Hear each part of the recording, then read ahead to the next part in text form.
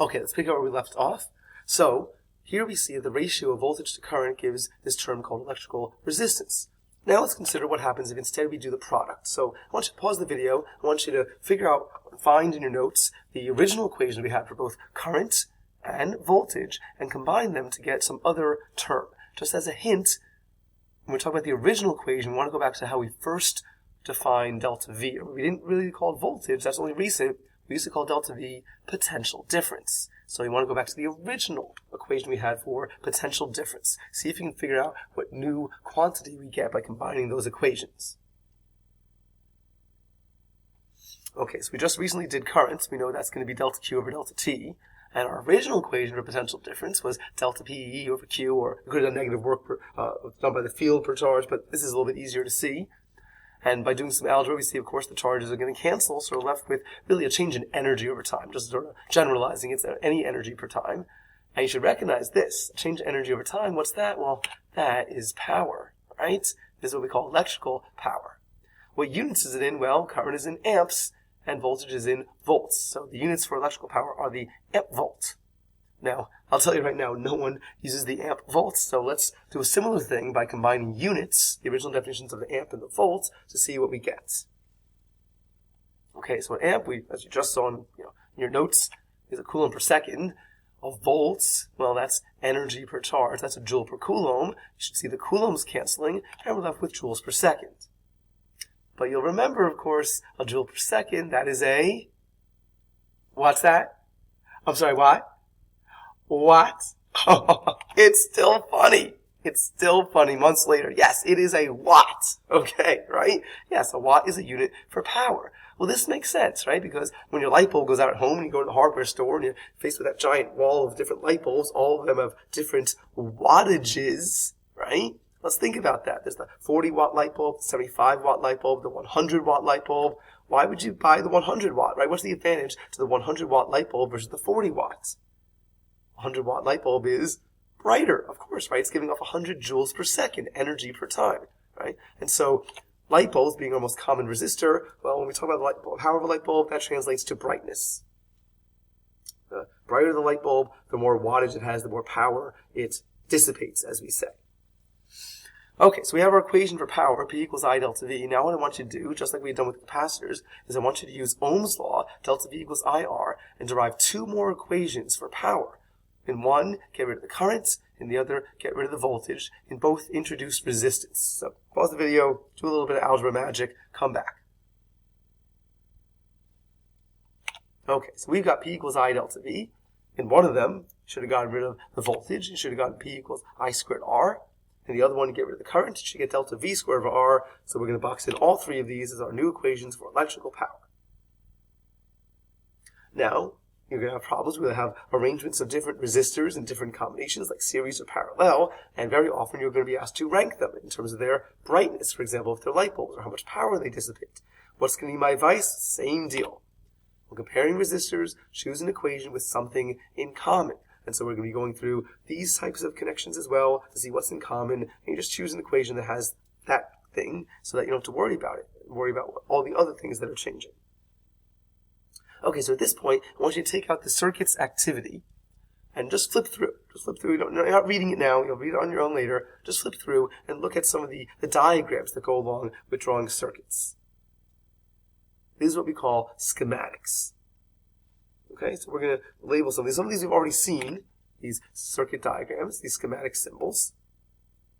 Here, I got a little bit tired of drawing on PowerPoint, so I just drew it on a white erase board, and so it's not going to look quite as professional here, but it was just easier. All right, so the first schematic symbol, we've already seen this before, right? A long line and a short line parallel to each other. We know this is a, well, if you said battery, not quite right. Technically, it's a cell, remember? A battery is more than one of them, so if we stack them together, long line, a short line, long line, short line, long line, now we have a battery of cells. So what do the long line, short line represent? You should remember the long line is positive, short line is negative. Sometimes it's written, sometimes it's not. It could be implied, but you just need to know the long line is always the positive terminal, short line is always negative. That's what it looked like for a battery. Now, for what we do here, a battery and a cell are kind of interchangeable. We're not going to make a real big deal about it. So very often we'll just draw this and that'll represent a battery, but technically it's not. So there you go. All right, what symbol is this? Oh, we know that. That's a capacitor. Great. Nothing weird there. Two lines that are parallel of equal length.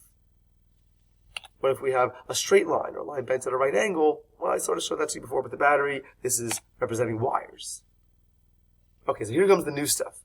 This is the symbol for a resistor. It's this jagged line, sharp peaks and valleys. It doesn't really matter how many times you go up and down, just a couple times. This represents any resistor. Specifically, if we're looking at light bulbs, often the symbol will look like this. This is the bulb itself, and this curved line represents the wire that's all curled up inside of the light bulb. Most times, however, I just draw this symbol no matter what sort of resistor it is, but once in a while you'll see this sometimes in the textbook or other sources to represent light bulbs. But this could also represent a light bulb. This here represents a switch. It's like a broken wire. The switch right now is in the open position, so charges cannot flow, and then you would close the switch to make the connection. As you went through the circuit diagrams and the activity, you saw meters. The meters are always shown by circles with wires coming off of them, and then a letter inside the circle will tell you what sort of meter it is, telling you what it measures. Now, I want you to leave a good amount of space here because we're going to describe a couple things about the meters. So I don't want you to run out of room. Okay, so this first one here, what if I put a V in there? What do you suppose that measures? Well, if you said voltage, you are correct. This then is a voltmeter. It measures the voltage across a device. And I've underlined across here because that is a critical word here for understanding what it does. It measures the voltage, the potential difference from one side of the device across to the other. But still, there should be some room here. We're going to fill this in soon. If I put an A here, what do you suppose that measures? I bet you guessed it, right? So it's going to measure current in amps. So this would be an amp meter. However, when you say amp meter, you tend to spit on your friends. So we get rid of the P, and we call it an ammeter. An ammeter measures the current through a device. Again, keyword here is through.